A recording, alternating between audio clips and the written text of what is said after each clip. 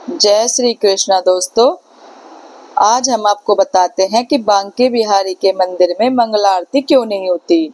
मथुरा बांके बिहारी के दर्शन करने के लिए देश विदेश से लाखों की संख्या में श्रद्धालु वृंदावन पहुंचते हैं। बांके बिहारी के अलावा धर्म नगरी मथुरा के प्रत्येक मंदिर में सुबह 4 से 5 के बीच ठाकुर जी की मंगला आरती होती है, लेकिन बांके बिहारी मंदिर में ऐसा नहीं है। मथुरा वृंदावन के बांके बिहारी के दर्शन तो आपने कई बार किए होंगे। बांके बिहारी के दर्शन करने के लिए देश विदेश से लाखों की संख्या में श्रद्धालु वृंदावन पहुंचते हैं। ऐसे में क्या आपको पता है कि वृंदावन के बांके बिहारी के अलावा धर्म नगरी मथुरा के प्रत्येक मंदिर में सुबह 4 से 5 के बीच ठाकुर जी की मंगला आरती होती है, लेकिन बांके बिहारी मंदिर में ऐसा नहीं है। बांके बिहारी मंदिर में आखिर क्यों मंगला आरती नहीं होती, इसके पीछे का कारण आज हम आपको बताते हैं। बताया जाता है कि ठाकुर बांके बिहारी जी के दर्शन रोजाना सैकड़ों हजारों की संख्या में भक्तजन करते हैं। ऐसे में तमाम भक्त ठाकुर जी को काफी देर तक एकटक निहारते रहते हैं। कई बार ठाकुर जी को श्रद्धालुओं की नजर भी लग जाती है और इसी नजर को उतारने के लिए श्रृंगार, राजभोग और शयन भोग के समय उनकी आरती की जाती है। बांके बिहारी मंदिर में यह आरती 3 बार की जाती है, लेकिन अन्य मंदिरों में 4 बार आरती की जाती है। बांके बिहारी मंदिर में ठाकुर जी का श्रृंगार होने के बाद श्रृंगार आरती होती है।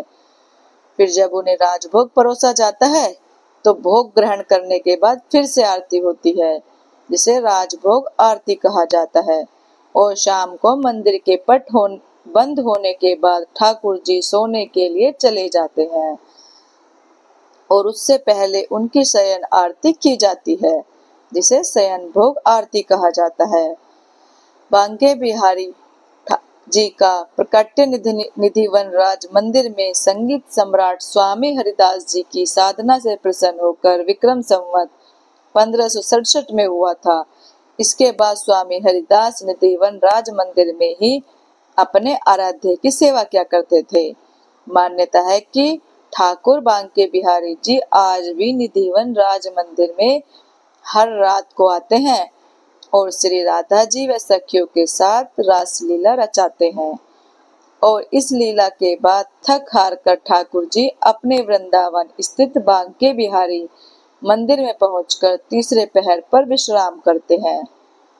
ठाकुर बांके बिहारी मंदिर के सेवायतों का कहना है कि रात भर रासलीला करने के बाद जब वे तीसरे पहर पर मंदिर में विश्राम करने पहुंच जाते हैं तो उस समय वे काफी थके हुए होते हैं।